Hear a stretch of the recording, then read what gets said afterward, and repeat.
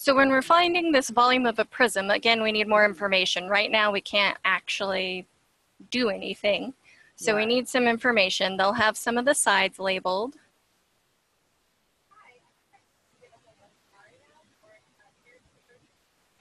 So on a prism, they usually use this as the formula. Volume equals B, and the capital B stands for area of the base. Okay. And the H stands for the height. Sometimes instead of height, they'll say length. It could be B times L instead of B times H. Whichever letter they use, it's the distance between the bases, length from base to base.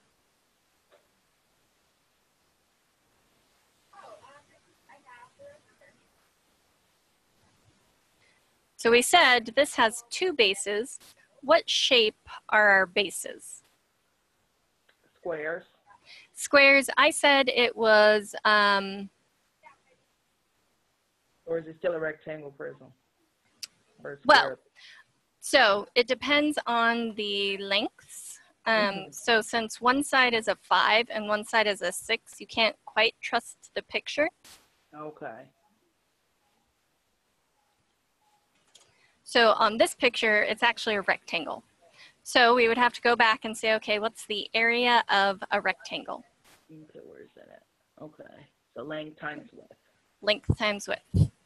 So length times width means for area of just our base, just the red part. What numbers are we going to use? What's the length and the width of the red part? So is it 5 and 6? 5 and 6. So even if, times 6.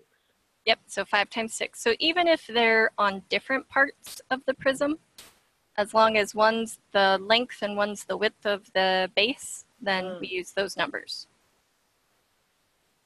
Okay, that would have been confusing. So now we have to actually find the volume. If we're doing volume, now we go over to our shape and we say, well, area of the bases, that's what we just found, that's 30. And now we multiply by the height, which is confusing because I have it laying down, and that's why you have to remember it's from base to base. Okay. So what's the height of this prism? Is it 13? Good, it is the 13. Okay. Even though it looks like a length, and that's why it's confusing, depending on if the word height or length is used, and depending on which way your prism is facing, you have to know it's going from base to base because it can kind of vary. So then 30 times 13. 390. Sounds right, but I'm going to check the calculator. 30 times 13. You are correct, 390. So that's the whole area, the volume, I'm sorry, of the... That is the whole volume of the shape. Gotcha. Yep. So what if we change it to a different kind of prism?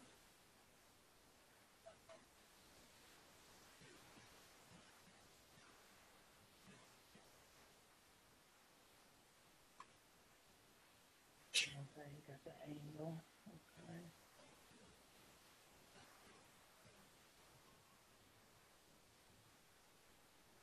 Is that like a standing up triangle prism? Yes, that is a standing up triangular prism. So the triangle is the base. Sorry, it's not my best triangular prism ever, not the best picture, but we still need some stuff labeled as well. Let's say this is 3, this is 9, and this is 14. And just to make it a little more confusing, I'm going to say this is 12.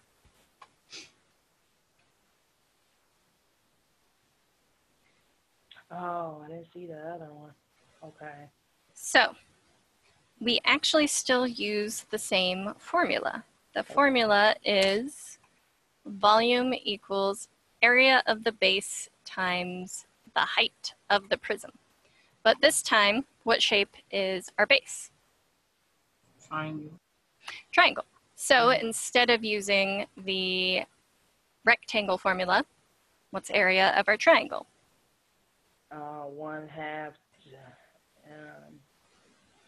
base times height. A triangle. Just the triangle. Yep. So it's this 1/2 times b times h. And what does the b and h stand for? Base and height. Base and the height. So now we want base and the height of the triangle. We have to keep in mind that now we have two heights. One is the height of the prism. Mm-hmm. One is the height of the triangle. So what is the base and height of the triangle? Is it 27? You mean the entire area? Or do you mean the actual base and height numbers? Just the base and height. So the base and height we have to get from the picture. It will be two separate numbers just written on the picture. Mm-hmm. Oh, okay. So I'm thinking, is it 1.5 times something times something? Except 1/2 is 0.5. 0.5, I'm sorry, 0.5. Times something that we have to figure out, times something we have to figure out. So what's the base of the triangle? So are we multiplying off the 9 and the 3? Good. So the 9 and the 3.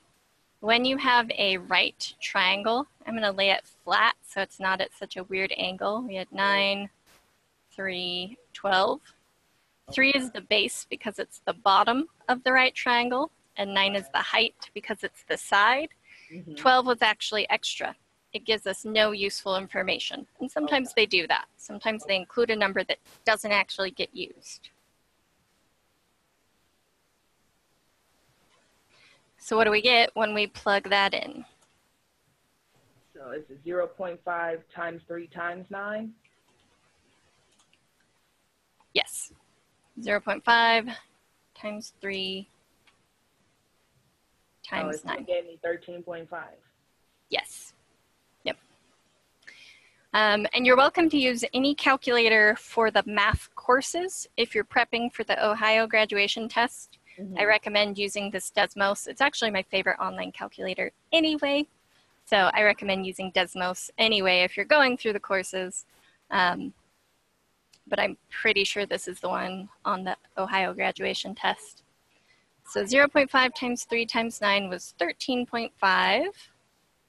And then the height of the prism, because we still have to find the volume. Kind of a two-step process.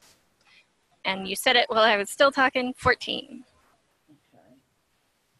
Sometimes I talk too much. Oh, you're fine. I think I have, because I did it with when I did the 0.5, and then you had times 3 times 9. I just did it like the simple way with 0.5 times 27, and it still gave me 13.5. Yep, that works as well. Okay. I'm used to the basic. Yeah. Yep. Where you don't have to add all the extra stuff in and, you know, create a whole different problem. Yep. So 13.5 times 14 to finish up the problem, that gives us 189. Okay. So another volume we can find is volume of a cylinder. Okay. I know I struggle with that one, so I skipped that problem because it was like 3 on one side, 3 on another. I had to find out what side was like solid, and then the other side was like liquid. It was crazy. I was stuck on it for like 20 minutes. Oh, I think I actually remember a problem like that. So you're saying this was cut in half and one side was one thing? Okay. I looked it up and I'm like, I can't find anything on it. Okay, so volume of a cylinder, again, we need a formula. Okay, where do you see that? Okay.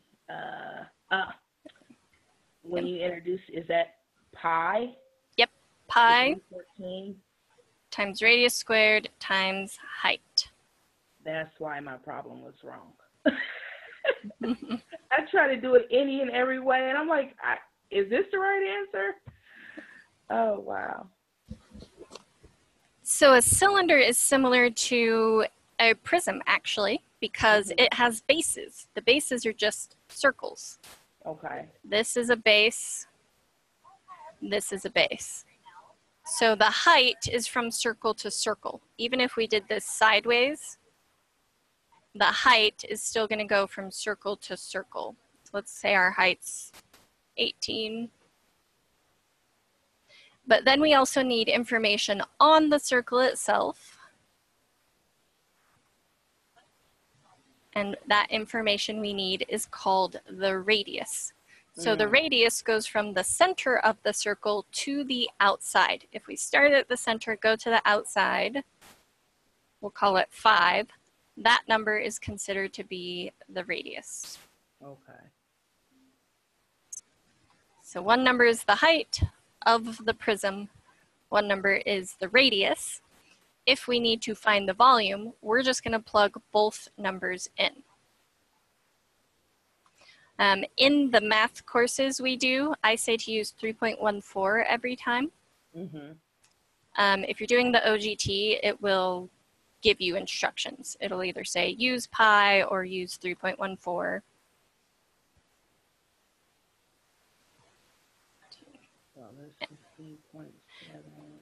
So this one's harder to do by hand. This one I really recommend just typing it into a calculator. Let me get rid of all these other ones. So 3.14 times 5. If you're using the Desmos calculator, it does have a squared button. A squared makes it squared times 18 is 1413. They do actually have a pi button, so if you ever do need to use the pi button, you could do pi times 5 squared times 18. And you'll notice it's just a little bit different. So it's always the first number? The pi, the 3.14. For the for the second one. Yes. So if you're doing some of the course problems, like the math course, our geometry math course, you always just use 3.14. Pi is just something they found by studying circles, and they figured out every time we do this, we get the same number over and over again, but they didn't want to keep writing that same decimal out over and over again, so they gave it the name, this symbol, which is a Greek letter called pi. Right, because it's long. Yep. So that symbol always means just use the number in front, 3.14. Okay, my calculator doesn't have the other symbol where how you get the 5 and the With the 2? Okay, there is a second way to do it. Squared means to multiply it by itself. So you could type in 3.14 times 5 times 5. We did it 2 times. Right. Times the 18. Oh, okay, got you. So you can still plug that in. So this is the volume of that cylinder. Now, if they had made the question a little more confusing and they said, well, one side is glue and one side's hardener, and you have to find the amount of each, well, this is split in half. It's in 2 pieces, and 2 equal pieces, exactly in half. So when you hear the word half, what math do you think you do when it says the word half? Do we add, multiply? Divide. Divide by how much? I want to say pi, but we have been working with circles, but half, how many pieces are there that are the same? 2. 2. Cutting in half is just dividing by 2. Okay. So if you needed half of this, we would just do 1413 divided by 2. 706.5. It's much easier with the calculator. It is. I recommend using a calculator all the time. If you're in our courses, then the final exam you can use a calculator on.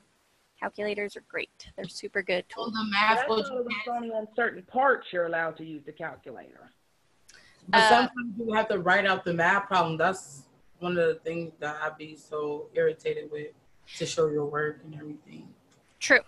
So when you have to write it out, you still, well, as long as it's a calculator question, you still just only show this part. Like the work I've shown here would be fine. If you wanted to show the volume equals 3.14 times 5 squared times 18.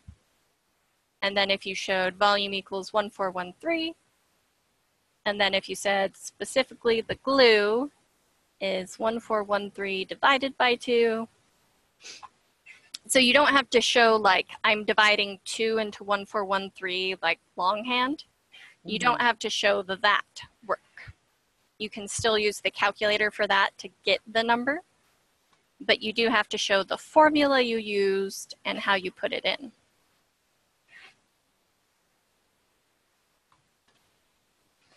And with a problem like that, you would also want to do a concluding sentence. If they had asked, how much glue is on the one side, what's the volume?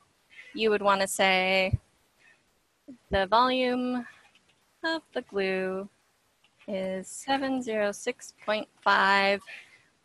And if they give units, let's go back and add units. Let's say this is inches.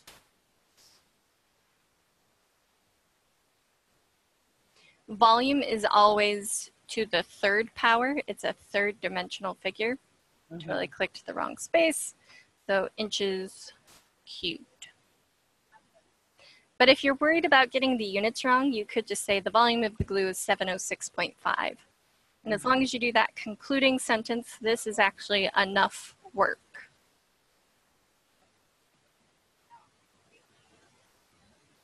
Yeah, because a lot of them, you know, you have to like write in, they'll ask you, and then you'll have to write into the box, you know, how you came up with your answer, or who because won that's points on the raise of $500 versus 2%.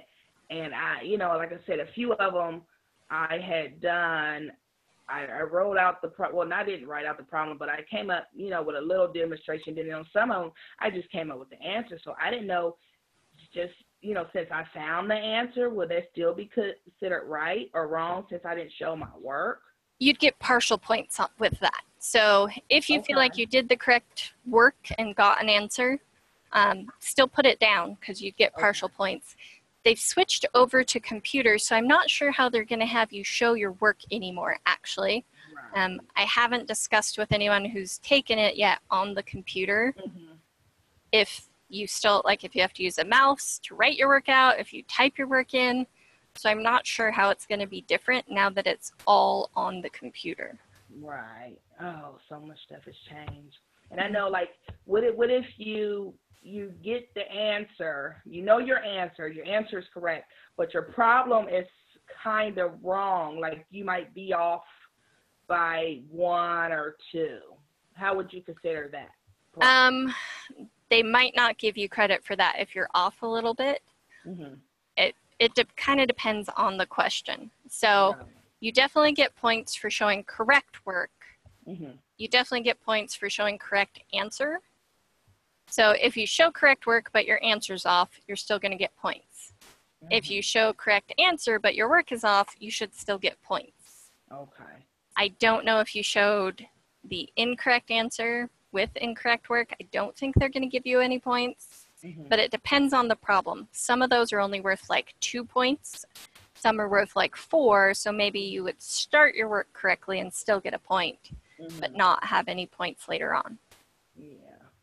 It's just like they wanted you to answer it a certain way, like they'll give you 2 or 3 different type of, you know, demonstrations how they want you to answer it. You know, the first 2 might not be right, but your third one might just be like easy answered, and then it's still considered right. Yeah. I don't know. It's just confusing.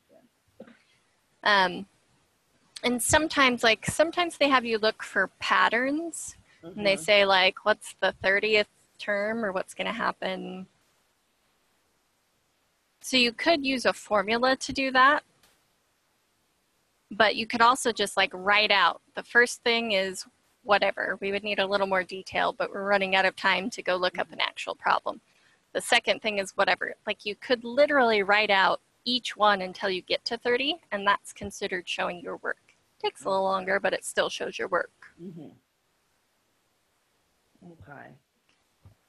So you definitely have the classes Wednesday. Is it at the same time, or the time varies? Wednesday. So Wednesday I do OGT specific. We talk about different topics. Like last week was about patterns and linear patterns. It's Wednesday at 5 p.m. But it doesn't show up on your student dashboard. I send reminders through a program called Remind 101. And it sounds like both of you are doing OGT stuff.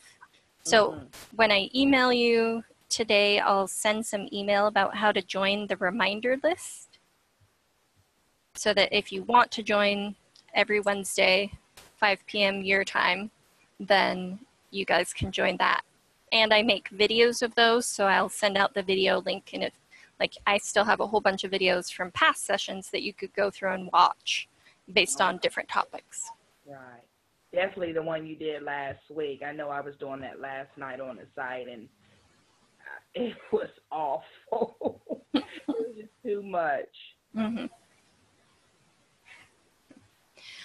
So we're out of time for today. Any other questions before we end? No, we don't have enough time to go over everything. Not at all. I just know it's only just the basics, though, but I'm pretty sure I have everything else down pat. It's just some of the stuff that I'm not familiar with or I haven't done at all. It's probably going to be confusing, but I usually, you know, stick through it and work it through and come up with something. Yep. It's just not a whole lot. Yeah, I'll send you guys some resources and stuff, some videos, and the information if you want to join the OGT specific course tomorrow. Okay, now is it just the math, or do you do, you know, other parts as well? I only do the math. I'm the only full-time teacher they have where I just only work for Graduation Alliance. Aww. So the other teachers are only part-time. Right. And maybe we'll incorporate it someday, but right now we only have the math. Okay. Well, that works for me, because that's really the only thing I was struggling with. Like I said, I have the science and the social studies, and I don't even know that much science, but when I'm taking the practice test, I did very, very well, and I couldn't believe it. But it's just the struggle with the math. Yep. Most students do have a hard time with the math one. That's usually the hardest one for people to get through. It's that new math. Yep. Yep. Okay, well, thanks for joining today. I will email you guys with some information in a little bit. Okay, thank you. Yep, have a good day. You too. Thanks. Bye.